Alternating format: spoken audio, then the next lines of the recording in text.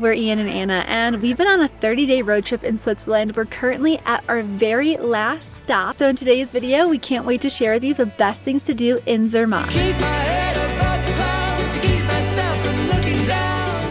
Good morning, it's about 5:30 a.m. and we are making our walk to the train station to get into Zermatt. If you guys don't know, Zermatt's a carless town, so you can't drive in. You're gonna have to take a train from Tosh. There's a massive parking lot. We decided to stay at a campsite just because it saves us a little money and our van's our home, so we kind of like staying with it. We're about a 30-minute walk at our campsite. Now, we only have 4 more days in the Schengen zone, and if you haven't been following our whole journey, I'll have it right here in the playlist for you guys to check out. But we shipped our van all the way from the US to Europe, and we're on month 3. So after 90 days, you have to leave the Schengen zone for a total of 90 days. So we're gonna be heading over to Serbia and Eastern Europe countries until that next 90 days is up, and then we'll head on a huge fall road trip. We were in Lucerne yesterday, and to get down to Zermatt, we took the scenic route, as my dad would say. We did the Furka Pass, which is one of the most beautiful roads in all of Europe. It's very zigzaggy, up, up, up, up, and down, down, down. We even pulled up to an edge and opened our back doors because the view was incredible. So if you are driving to Zermatt and not taking a train, definitely hit that road up.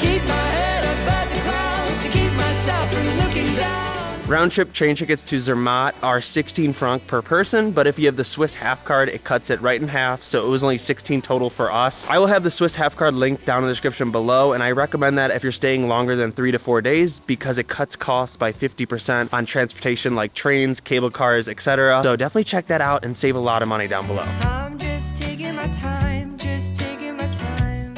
As you guys can see, if you get up early, you beat the crowds. It's about 6:20 a.m. and no one in sight.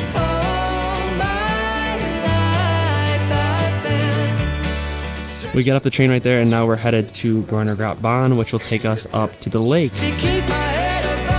The first train ride up is at 7 a.m. and that's the one we're on right now. That's the one you want to get on for the best reflections at this lake we're going to. We actually got our tickets for this train on Get Your Guide, and then we were able to pick them up right on the kiosk. It says pick up online reservation, so that sped things up a little bit. To keep my head above the clouds, to keep myself from looking down. This cogwheel train has been running for over 125 years, since 1898, and it's been taking people up to the most beautiful viewpoints of the Matterhorn. The biggest tip here is to sit on the right side on the way up so you get the best views, and of course on the left side on the way down. Now we're gonna get off at our next stop and walk about 10 minutes to the lake. I'm just taking my time, We just got off the second last stop, Rottenboden. I think I said that right. We're about to hike to see that reflection on the lake. It's 7:35, hoping to get there by 8. Wow, right off this train stop, I am blown away. You got these glaciers, snow up here, it's July, and then a beautiful view of the Matterhorn. Not only are there less people in the morning, but you get to see the Matterhorn like this usually. Sometimes you might get screwed over and have clouds, but the mornings and sunsets are the best time to see it because midday, usually clouds roll in and cover it. carry me outside.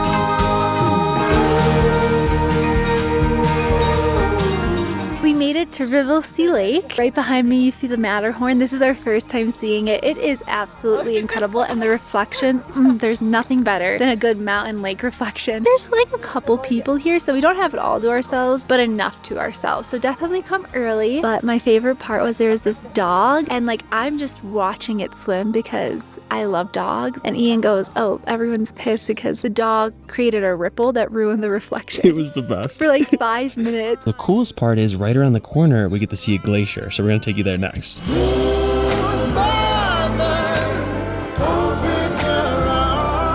You know how they say like most beautiful places are the hardest to reach, but it was the easiest thing we've reached the entire trip. We got so unlucky at the top of Europe. It was really cloudy and foggy. You couldn't see anything. So this is even better than the top of Europe. Yeah. We didn't see anything up there. Also, you could hear the snow melting here. It is July, so the heat is coming, and all the way down, that's what makes all these glacier lakes. I got tired. Yeah.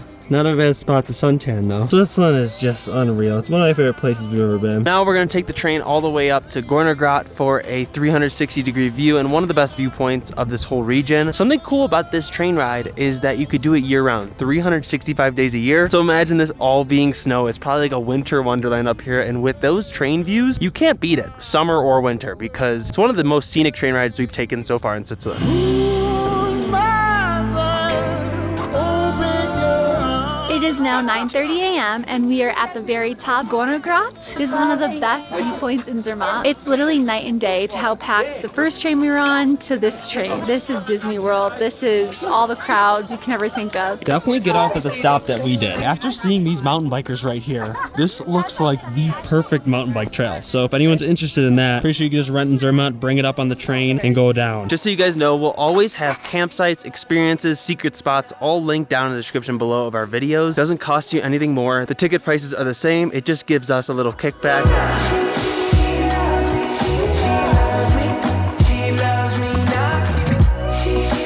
So if you're staying in Zermatt, you're probably wondering how you get from place to place, especially because there's no cars here. They do have a little loophole. They're kind of like cars. I would consider them golf carts that hotels and taxi services use here, and they just whiz you around. We're gonna get a snack before we head up to the 5 Lakes hike and get some lunch up there. We've eaten more sandwiches from Co-op this trip than any other thing. They're really good and fast, easy, cheap.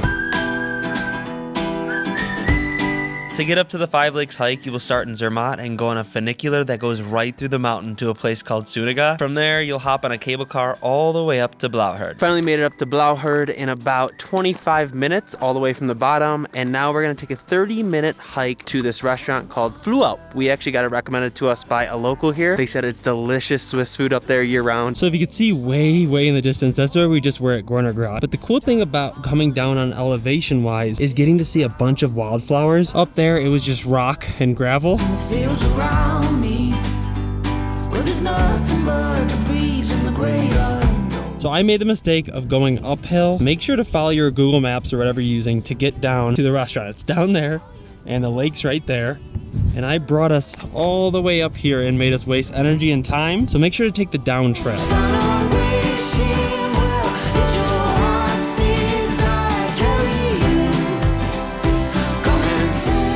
If you're gonna come to Switzerland and get the beer, definitely get the Appenzeller beer. This is the wheat one, but the lager one's also delicious. These have been the best all over Switzerland. You can get them everywhere. And look at this view. And now we got cheers to our last drink. It is Switzerland. Woo. Cheers. The Fluhalp, the restaurant we're at right now, is also a mountain hut where you can like spend the night. We did this in Scheffler. It was about 2 hours from here. We did an amazing hike over there. And I got a big salad. And I got a famous dish here called rosti, which has basically a potato pancake with eggs. And then I got bacon with it. I think this is the most expensive place we've been to so far. My salad was like 26 francs. Yeah, and my rosti was how much, Em? I think it was 32. 32 francs. Just a lot. Yeah, for like potatoes and eggs. But it comes with bread and salad, so that's true. Zermatt must be the most expensive spot in Switzerland. We've been having such a fun day and the weather is immaculate, so we decided to just keep it going. Up next, we're headed to a cable car to Glacier Paradise. Apparently, it's another amazing viewpoint. As you see in the distance, the clouds are starting to roll in. Today, in about 2 to 3 hours, it's supposed to start raining or get really cloudy, so we gotta rush to the cable car. Let's go.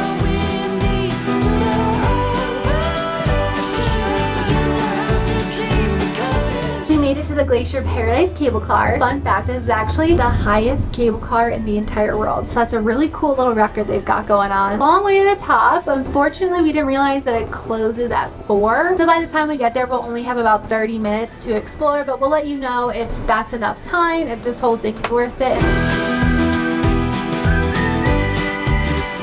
So on our way up, I want to give you guys our perfect 7-day itinerary for Switzerland. We were here for 3 days, but I'm going to compact it because I know a lot of you don't have that amount of time. First, I would fly into Zurich because that's going to be the cheapest airport to fly into, and there you get to decide if you're just going to take trains through Switzerland or rent a car. If you have a big group, like 4 people, rent a car. It's going to be your cheapest option. Stay at campsites, and where I would go first is Interlaken. I would spend 4 to 5 days there because you have Mürren, you have Lauterbrunnen, Wengen, Grindelwald, and even Interlaken with the Brienz Lake. So that whole area is amazing. One of our favorites throughout all of Switzerland. Then I would take trains or your car up to Stu's hike, which was by far my favorite hike of the entire country. Next to Stu's is Lucerne, about 25 minutes away from that hike. It's actually got voted the prettiest city in all of Switzerland. And then you could head to Schaffler Ridge after that. And I think we're on day 6. And then I'd come all the way down to Zermatt and end the trip with a day trip, kind of like we did. And if you're unlucky, I'm sorry, but if you're lucky with weather, that's going to be a perfect trip for you guys.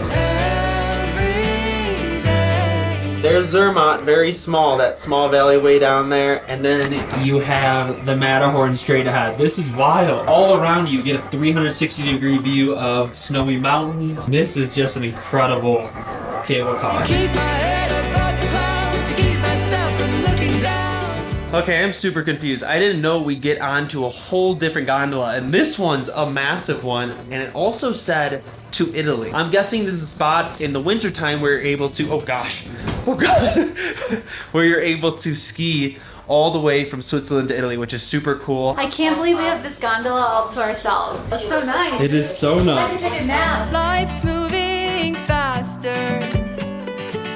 It's so just a Wow, get to see this massive, massive glacier. This is probably the closest I've ever gotten to this big of a glacier in my life. We're almost getting there, guys. As you see, we're way up there. I've played all my cards. Anna just said that this looks like where the Grinch lived. Whoville is right way down there. Every day is a Right now we are at the panoramic viewpoint and we can see 14 peaks above 4,000 meters. It's a little chilly, not too cold, just a little windy. I'm perfectly comfortable in a sweatshirt. Sadly, the Matterhorn is covered up by clouds. It's around 3 p.m. So I told you guys later in the day the clouds come and cover it. So where we're at right now is actually considered the highest mountain station in all of Europe. But it's funny because when we were at Jungfrau Joch, that's the highest train station in all of Europe. Yeah, Switzerland marketing is top notch. They are definitely good at it, just as good as Dubai is, because Dubai seems to have the world record and everything too. Walking through the glacier tunnel. We already did an ice palace at Jungfrau Joch. Comparing the two, this one looks a little more natural. Like the other one was more sculpted. So Yeah. I kind of like this one. Yeah, it does feel like we are under a glacier right now. Are we actually? I don't know. Someone tell us down in the comments below. Yeah. Because this is really, really cool. Yeah. Touching ice right here. all my life. I've been